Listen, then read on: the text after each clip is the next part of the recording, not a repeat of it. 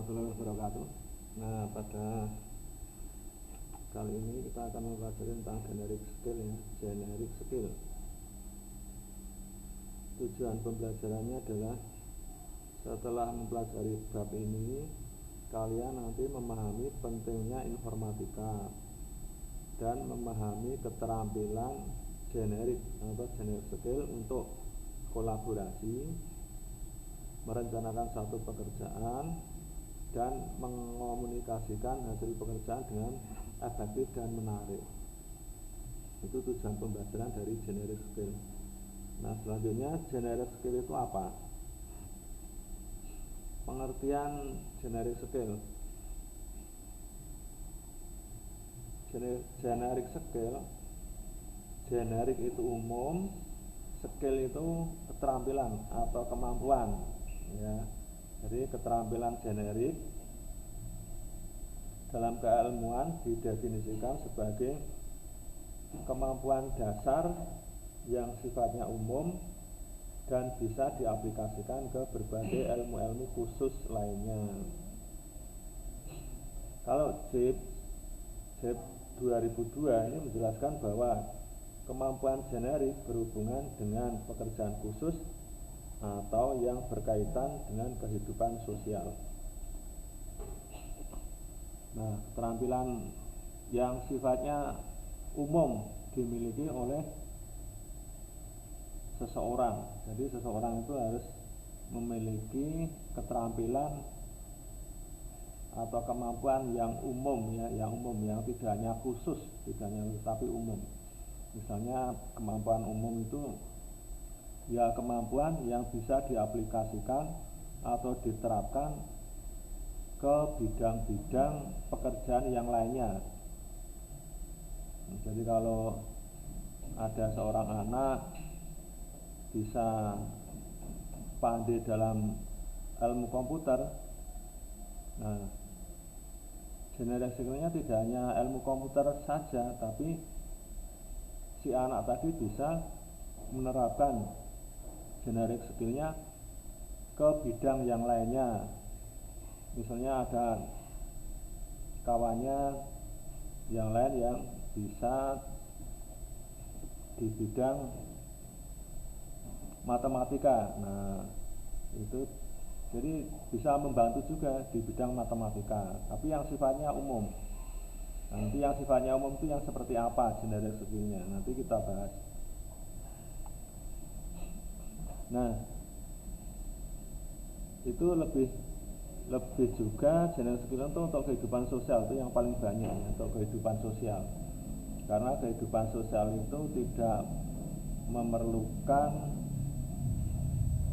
ilmu-ilmu yang spesifik ya, untuk kehidupan sosial. Itu kebanyakan adalah ilmu-ilmu yang umum, yang keterampilan yang umum yang harus dikuasai untuk berkehidupan sosial. Ini contohnya ya, contoh dari penerapan generic skill. Ini ada beberapa orang yang menyusun puzzle. Nah, ini kalau satu orang ya kesulitan ya. Tapi dengan orang ini mempunyai generic skill semua, akhirnya bisa menyusun sebuah puzzle, membentuk tulisan tim, TIM. Nah, karena mereka punya kemampuan generic skill. Kalau ada dua orang yang tidak mempunyai kemampuan generic skill, nah mungkin nyusun puzzle-nya malah jadi bubrah ya, malah bisa jadi tidak jadi dalam nyusun ini, atau tulisannya jadi terbalik gitu. Yang diinginkan tim tapi tulisannya jadi ITM misalnya, nah, atau terbalik jadi MIT misalnya. Nah, sekarang kalau keterampilan generik dalam bidang informatika itu apa saja? Ada dua yang pokok yaitu satu kolaborasi, yang dua komunikasi. Kolaborasi itu apa? Nah, kolaborasi itu mudahnya itu adalah bekerja sama. namanya aja bekerja sama, bekerja bersama. Nah, namanya bekerja bersama itu pasti lebih dari satu orang, ya toh? Lebih dari satu. Kalau satu orang namanya tidak bekerja sama, itu bekerja sendiri. Nah, kolaborasi sebagai aspek keterampilan generik diartikan sebagai peristiwa ketika lebih dari satu orang bekerja sama. Ini lebih dari satu orang yang bekerja sama, bekerja bersama.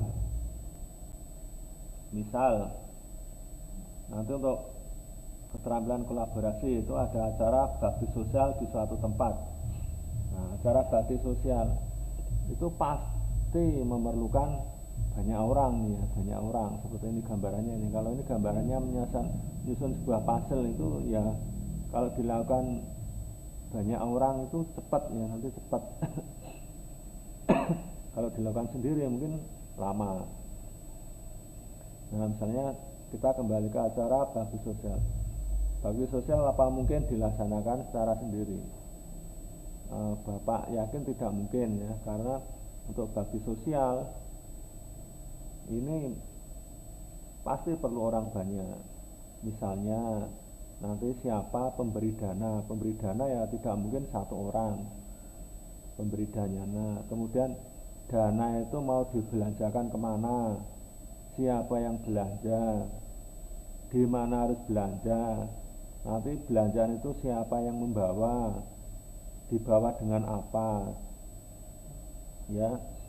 Kemudian nanti disalurkan kemana, siapa yang membuat laporan, ya. Semua yang siapa yang menghimpun dana dan lain sebagainya itu. Nah, akan lebih cepat acara bakti sosial itu kalau disusun sebuah panitia. Dengan panitia nanti diatur pembagian tugasnya sehingga tugas itu bisa dijalankan dengan cepat. Itulah namanya kolaborasi ya, jadi kerjasama, ada kerjasama sehingga tujuan bisa diselesaikan dengan cepat dan tepat tentunya. Kemudian yang kedua, komunikasi. Menurut Bernard Berelson dan Jerry Steiner, komunikasi adalah suatu proses penyampaian informasi, ya, proses penyampaian informasi, gagasan, emosi, keahlian dan lain-lain melalui penggunaan simbol-simbol seperti kata-kata, gambar, angka-angka dan lain-lain, atau kombinasi simbol dan gambar, atau kombinasi kata-kata dengan gambar dan angka dan lain sebagainya. Nah, itu namanya komunikasi. Misalnya ini berkat adanya pengerjaan tugas kelompok, masing-masing individu akan terbiasa menjalin komunikasi satu sama lain. Nah, ini pentingnya komunikasi ya. Nah, komunikasi. Nanti kalau suatu masalah itu dikerjakan oleh sekelompok orang, itu nanti di situ pasti akan terjalin komunikasi. Nah, komunikasi nanti itu tentu akan menghasilkan solusi yang baik karena ini dikerjakan kelompok. Beda kalau dikerjakan individu, kadang-kadang pekerjaan itu bisa lama selesainya. Nah, bahkan di dunia sekarang ini komunikasi sangat penting ya, komunikasi sangat penting. Di suatu iklan itu kadang-kadang ada persyaratannya salah satunya adalah bisa berkomunikasi aktif. Nah, komunikasi aktif. Ada juga yang mensyaratkan komunikasi aktif dalam bahasa Inggris misalnya, seperti itu ya. Ini sekarang seperti itu, jadi syaratnya itu bukan lulusan S1 apa itu bukan, tapi kadang-kadang yang penting bisa berkomunikasi aktif, bisa bekerja sama dalam tim bisa kerja sama. Nah, itu adalah namanya keterampilan generik ya. Maka keterampilan generik itu sekarang diajarkan di mana-mana ya, bahkan di perguruan tinggi nanti juga didalami tentang keterampilan generik ini. Kemudian hasil komunikasi tadi Hasil kerja kelompok itu dikomunikasikan dengan cara mungkin salah satunya presentasi dipresentasikan atau dipaparkan gitu. Contoh lain penerapan dari komunikasi itu bisa terjadi di berbagai sektor kehidupan, bukan hanya saat belajar informatika. Komunikasi antara pedagang dengan calon konsumen juga termasuk komunikasi. Ya, jadi bisa tawar menawar ya, yang pedagang menawarkan, yang konsumen menawar. Nah, itu pakai komunikasi ya. Ya, komunikasinya tentunya dengan kata-kata yang lebih cepat. Bisa juga sekarang di dunia IT itu dengan menggunakan HP itu ya, dengan saling WA-WA-an, WhatsApp ya, WhatsAppan. Itu untuk tawar menawar antara pedagang dan konsumen.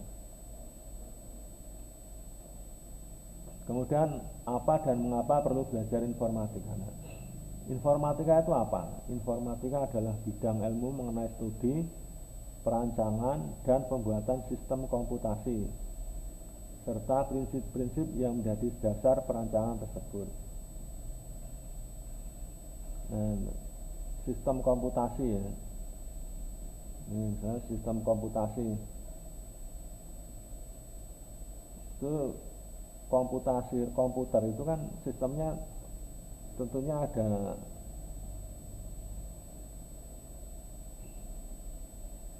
manusianya ya, ada softwarenya, ada hardwarenya gitu. Nah itu dia bekerja bersama-sama sehingga menghasilkan suatu tujuan ya. Tanpa ada manusia ya komputer tidak akan bisa apa-apa itu. Manusia tidak ada perangkatnya juga nggak bisa apa-apa. Manusia apalagi sudah ada perangkat, ada manusia, tidak ada softwarenya, ya tidak bisa bekerja. Komputer bisa bekerja kalau ketiga-tiganya itu bekerja bersama ya, bekerja bersama dan itu namanya membentuk satu sistem. Nah itu informatika, itu bidang ilmu ya, bidang ilmu mengenai studi, perancangan dan pembuatan sistem komputasi. Nah, itu ya, serta prinsip-prinsip yang menjadi dasar perancangan tersebut. Kemudian komputasi itu apa? Komputasi adalah ilmu yang berkaitan dengan permodelan matematika dan penggunaan komputer untuk menyelesaikan masalah-masalah sains. Nah, ini berkaitan dengan pemodelan matematika atau compute itu artinya menghitung. Nah, kemudian istilah informatika sepadan dengan istilah dalam bahasa Inggris informatik, computing atau computer science. Ini ya, informatik atau informatika, informasinya, computing tentang komputernya, peralatannya, atau computer science tentang komputer yang untuk sains ya, ilmu pengetahuan. Mengapa perlu belajar informatika? Ini ada gambarnya. Nah, saat ini manusia itu hidup di era industri 4.0. Industri 4.0. Apa maksud industri 4.0? Nah, industri 4.0 itu di mana industri itu sudah berkaitan dengan komputer dan internet ya, berkaitan dengan komputer dan internet. Ini gambarnya seperti ini. Jadi untuk menjalankan suatu industri atau perusahaan itu manusia itu dia pegang HP ya, ini untuk menjalankan roda berputarnya dalam satu pekerjaan. Nah, HP kan tentunya HP itu memerlukan internet, memerlukan jaringan internet ya. Jadi berbasisnya komputer dan internet. Nah, dan untuk persuratannya, pembuatan laporan, ini presentasi tentang hasil kinerja, menjalankan mesin-mesin gitu, dan menyuruh orang yang bekerja di mana itu sekarang harus dengan ini ya. Kalau tidak dengan ini sekarang sudah nggak bisa jalan, itu nggak bisa jalan. Dimana seorang mandor dia misalnya ini yang mesin berat Yang berat itu ada di lapangan, ya di lapangan itu mungkin ya di area yang menggunakan mesin ini. Nah, tanpa ini ya, tanpa HP kalau harus mendatangi si pekerja untuk memberitahu ini kan kesulitan, apalagi pekerjanya banyak. Nah, sekarang perlu itu industri 4. Maka perlu belajar informatika karena ini ya. Karena semua sekarang membutuhkan komputer dan internet. Kemudian yang kedua, kalau tadi industrinya, sekarang masyarakat sekarang itu masyarakat 5.0 atau society 5.0. Nah, di mana orang hidup itu sekarang itu hidup nyata dan hidup maya, dunia maya, di dunia internet ya, atau fisik dan internet. Kalau dulu awal zaman dulu itu orang itu untuk membunuh gajah itu ya, untuk mencari makanan itu dengan berburu. Dia membunuh binatang yang besar untuk dimakan, disediakan oleh alam. Nah, sekarang kemudian pada masyarakat 2, berarti 0 orang itu bertani ini ya, untuk mencari makan, menghidupi kehidupannya. Orang itu bertani, menanam tanaman untuk dipetik hasilnya. Kemudian pada masyarakat society 3 itu sudah masyarakat industri. Jadi tapi industrinya masih kebanyakan hasil tambang ya. Dia mengolah hasil tambang, dibawa ke suatu pabrik kan begitu ya. Nah, pada masyarakat industri 4 ini sudah pakai informasi teknologi. Misalnya ini pesan di pabrik ini pesan misalnya batu bara berapa ton, nanti dikirim gitu ya. Itu sudah menggunakan informasi. Internet juga sudah pakai. Tapi di industri 5 ini sekarang itu orang itu sudah kebanyakan itu diam, orang itu sudah diam, tapi semua yang bekerja itu mesin. Ya, semua yang bekerja itu mesin yang dikendalikan dengan AI ya, artificial intelligence. Jadi kecerdasan buatan itu ya, kecerdasan buatan. Misalnya ini taksi tanpa supir ya, sudah itu dikendalikan dengan internet. Orangnya duduk-duduk saja itu ya. Orang yang punya taksi pun duduk, tidak perlu sopir, tidak perlu tenaga. Nah, ini sekarang seperti itu. Nah, kemudian mau memantau suatu kawasan ya dengan drone, bahkan penyemprotan pertanian dengan drone. Jadi orang tidak perlu membawa barang, kemudian menyemprot, mendatangi sawah, nggak perlu ya toh. Sekarang sudah pakai drone itu. Nah, orangnya tinggal diam saja, mungkin tinggal duduk-duduk santai di pematang sawah, mengisi drone dengan nanti obat penyemprot hama, kemudian drone diterbangkan sudah bisa nyemprot sendiri ya, diatur mana yang perlu disemprot, mana yang tidak. Nah, itu sudah dengan remote kontrol ya. Nah, sekarang semua sudah dikendalikan dengan itu. Itulah kenyataan di masyarakat sosial 5, masyarakat yang sudah sangat hebat sekali. Nah, kita kalau tidak menguasai teknologi itu, kita nanti pasti akan tertinggal ya. Pasti akan tertinggal jauh gitu ya. Orang nanti sudah mungkin mau pergi sudah menggunakan mobil terbang, kalian nanti pergi masih dengan pakai sepeda motor, itu kan sangat ketinggalan jauh ya. Itu kita perlu menguasai teknologi seperti itu. Dan nanti dampaknya juga seperti apa itu kalau orang itu nanti semuanya serba teknologi. Nah, itu kan perlu dipelajari. karena pasti akan ada kehidupan sosial yang baru, karena orang sekarang saja ini kalian itu dengan adanya HP itu sudah kebanyakan itu malas ya, kebanyakan malas gerak. Pagi-pagi ya nonton HP itu, kalau tidak sekolah ya yang dibuka HP itu. Nah mungkin nanti kalian kalau dewasa juga gitu ya, nanti belanja itu udah lewat HP itu, nggak perlu pergi kemana-mana. Nah itu. Kemudian apa yang akan dipelajari dalam mata pelajaran informatika? Yang akan dipelajari yang ini ada berapa? 1, 2, 3, 4, 5, 6, 7, 8, ada 8. Yang pertama berpikir komputasional. Jadi orang diajak berpikir sebagaimana berpikirnya komputer.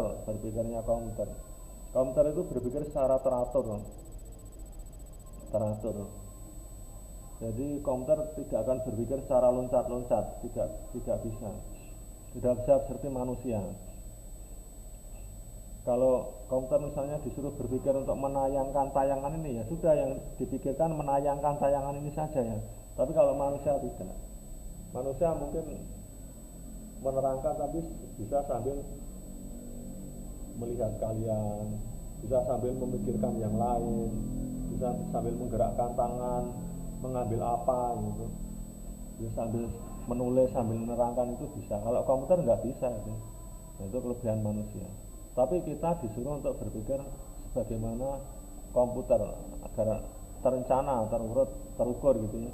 Kemudian pelajari tentang teknologi informasi dan komunikasinya, teknologinya yang dipelajari nanti ya. Kemudian sistem komputernya itu yang dipelajari. Kalau sistem komputer itu ya nanti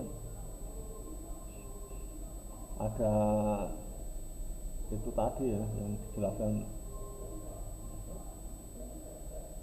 ada software, hardware, ada media penyimpan, kemudian ada usernya, ada programmernya, kemudian jaringan komputer dan internet. Jaringan komputer, komputer itu bisa saling berhubungan ya. Juga bisa untuk internetan. Dan analisis data ini hubungannya dengan aplikasi software untuk pembuatan laporan. Kemudian algoritma dan pemrograman. Kita nanti belajar sederhana ya tentang algoritma dan pemrograman, karena komputer itu bisa berjalan itu karena ada pemrograman. Kemudian ada pembelajaran tentang dampak sosial informatika, dampak sosial DSI ya, karena tidak mungkin orang adanya komputer itu tidak berdampak, tidak mungkin, pasti ada dampak positif dan negatifnya. Kemudian praktik lintas bidang. Jadi nanti lintas bidang ini ya, lintas bidang mapel-mapel yang kita pelajari ini. Nah ini, kalau disimpulkan seperti ini, TIK itu nanti ada praktik lintas bidang, kemudian bidang ini ya, bidang yang dari sistem komputer, jaringan komputer dan informasi, analisis data, algoritma dan pemrograman, dampak sosial informatika. Nah nanti ini bisa lintas bidang seperti ini, lintas bidang diantara ini ya. Kemudian berpikir komputasional. Nah, sekian, terima kasih untuk